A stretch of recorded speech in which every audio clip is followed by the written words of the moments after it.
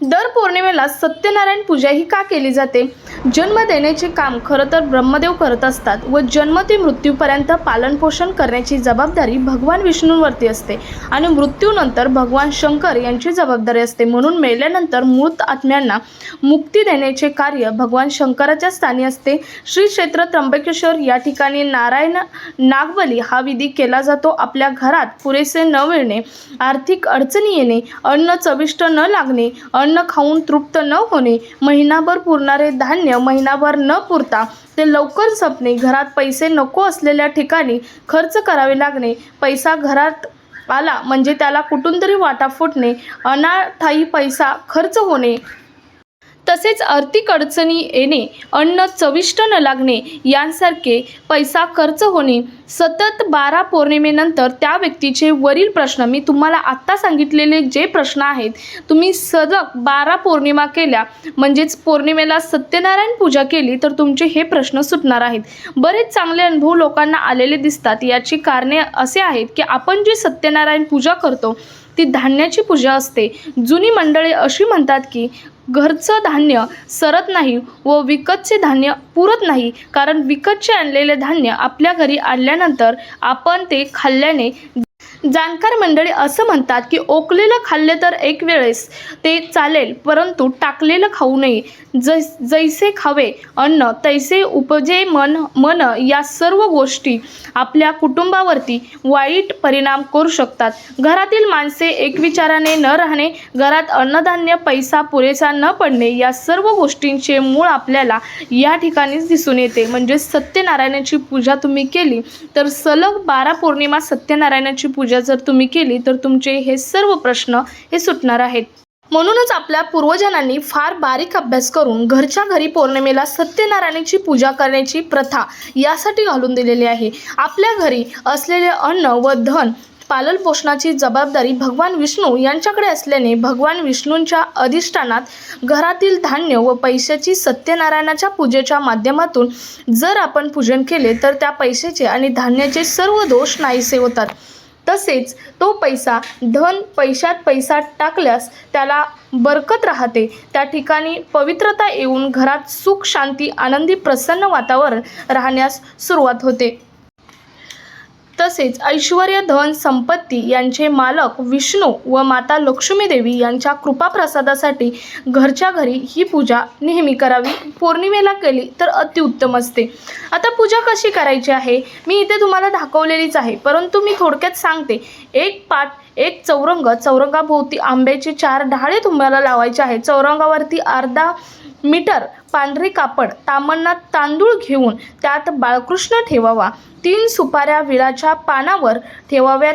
पहिली सुपारी असते आपली उजव्या हाताची असते, ती गणपतीची सुपारी असते. दुसरी कुलदेवतेची सुपारी असते आणि तिसरी वरुण देवतेची सुपारी असते. बघा, आपल्या हातून या तिन्ही जे की आपल्या रक्ताचं नातं असतं, आपलं कुलदैवता किंवा कुलदैवत आपला असेल तो, जर आपण दर पौर्णिमेला सत्यनारायण पूजा केली तर आपल्याकडून कुलदैवतेची पूजासुद्धा होते.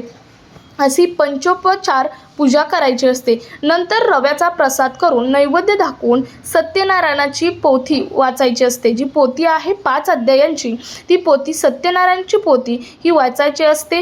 पोथी वाचून झाल्यानंतर अन्नाचा नैवेद्य दाखवायचा असतो. आरती करून प्रसाद वाटावा. हा प्रसाद कुटुंबातील व्यक्तींनीच खावा. बाहेरच्या व्यक्तीला प्रसाद देऊ नये. नातेवाईकांना सुद्धा प्रसाद द्यायचा नसतो. यानंतर पूजेतील उरलेले गहू आणि तांदूळ त्या धान्यामध्ये टाकावे. यामुळे घरामध्ये धान्यामध्ये बरकत येते. म्हणूनच मी तुम्हाला मगाशी सांगितलं की अन्नधान्य टिकून राहण्यासाठी सुद्धा ही पूजा ही केली जाते. म्हणजेच आपल्या अखंड बघितलं तर आपल्या घरामध्ये लक्ष्मी टिकून राहण्यासाठी. आता लक्ष्मी नेमकं काय असतं तर धनधान्य असतं, आपले पैसे असतात, हीच आपल्याला टिकून ठेवायची असते. आणि हे टिकून ठेवण्यासाठी आपल्याला सत्यनारायणाची पूजा करायची असते. दर महिन्यातून एक पौर्णिमा येते. या पौर्णिमेला जर तुम्ही सलग वर्षभर म्हणजे सलग 12 पौर्णिमा केल्या तर तुम्हाला अनुभव आल्याशिवाय राहणार नाही. अगदी सोपी आणि साधी पूजा आहे. मी आता जशी मांडलेली पूजा आहे त्याच पद्धतीने तुम्ही पूजा मांडायची आहे. अगदी घरचं साहित्य, तुम्हाला बाहेरून काही आणण्याची गरज नाही. तुमच्याकडे बाळकृष्णाची मूर्ती नसेल तर तुम्ही बाळकृष्ण समजून सुपारीचे पूजनसुद्धा करू शकता, परंतु तुमच्याकडे सत्यनारायणाचा फोटो असणं गरजेचं आहे. तुम्ही सत्यनारायणाच्या फोटोची पूजा शास्त्रशुद्ध पद्धतीने मी जशी केली आहे त्या पद्धतीने करायची आहे। तुम्हाला पहिल्या एक व्हिडिओ क्लिप पहिल्यांदा सगळ्यात लावलेली आहे, त्या व्हिडिओ क्लिपमध्ये पूर्ण पूजा तुम्हाला दाखवलेली आहे, ती व्यवस्थित बघून घ्या। आणि त्यानंतर पूजा मांडल्यानंतर आणि प्रत्येक पहिली सुपारी असते ती गणपतीची असते। गणपतीची सुपारी जेव्हा तुम्ही पूजा करता तेव्हा त्या गणपतीच्या सुपारीचं पूजा करताना प्रत्येक मंत्र म्हणायचा असतो। अगदी पुष्प ठेवताना मंत्र म्हणायचा असतो, तांदूळ वाहताना अक्षदा वाहताना मंत्र म्हणायचा असतो, हळदी कुंकू गंध वाहताना मंत्र म्हणायचा असतो, परत ह्याची वाटी खडीसाखरेची वाटी ठेवताना सुद्धा मंत्र म्हणायचा असतो। त्यानंतर दुसरी असते ती दुसरी सुपारीचं पूजन असतं, म्हणजे दुसरी सुपारी असते ती आपल्या कुलदेवतेची असते, त्याचं सुद्धा शस्त्रशुद्ध पद्धतीने पूजन करायचं असतं। पुष्प अक्षदा त्याचबरोबर हळदी कुंकू आणि गंध वाहून त्याचबरोबर खडीसाखर आणि तुळशीचं पान या जे तुम्हाला माहीत आहे भगवान विष्णूंना तुळस ही अत्यंत प्रिय आहे, त्यामुळे या सत्यनारायणच्या पूजेमध्ये प्रत्येक ठिकाणी तुळशीचं पुष्प नाही तर तुळशीचं पान आहे, ते पान वाहनं हे अत्यंत पवित्र मानलं जातं। तुम्ही बघितलं तर मी प्रत्येक ठिकाणी तुळशीचं पान हे वाहिलेलं आहे। मी आता तुम्हाला एक पूजा यामध्ये करून दाखवलेली आहे गणपतीची, बाकीच्या सुद्धा पूजा अशाच पद्धतीने करायच्या आहेत। पूजा कशी करायची हे सर्व ते आपले जे पुस्तक आहे सत्यनारायणाची पोथी आहे, या पोथीमध्ये पूजा दिलेली आहे, कशी करायची आहे, मंत्र कोणते म्हणायचे आहेत ते सर्व तुम्ही बघून त्या पद्धतीने तिथं पूजा ही करून घ्यायची आहे। तुम्ही ही पूजा केल्यानंतर तुमचा अत्यंत चांगला अनुभव हा येणार आहे। आणि महत्त्वाचं म्हणजे जे तुम्ही इथे पैसे ठेवाल किंवा ते तुम्ही धान्य ठेवाल ते तुम्ही पैसे हे तुमच्या पैशामध्ये ठेवायचे आहेत।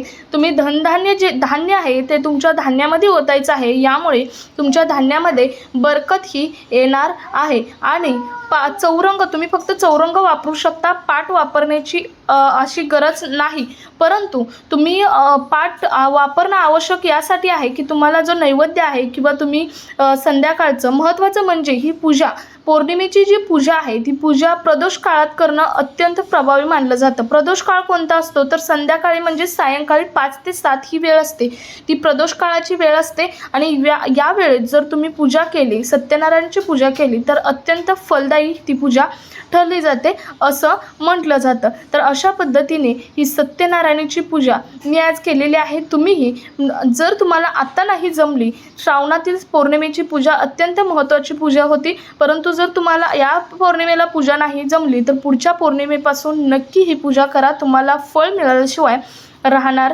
नाही। सो माझी पूजा कशी वाटली कमेंटमध्ये नक्की सांगा। मी तुम्हाला वरुण देवतेची कुलदेवतेची आणि गणपतीची पूजा करून दाखवलेली आहे। माझ्याकडून वरुण देवतेच्या पूजेचा जो व्हिडिओ आहे तो शूट करायचा राहिलेला आहे, त्याच पद्धतीने वरुण देवतेची सुद्धा पूजा करायची आहे अशा पद्धतीने। आणि त्यानंतर 5 अध्याय तुम्हाला वाचून घ्यायचे आहेत, घरांच्या सर्वांच्या समोर तुम्हाला आरतीही करून घ्यायची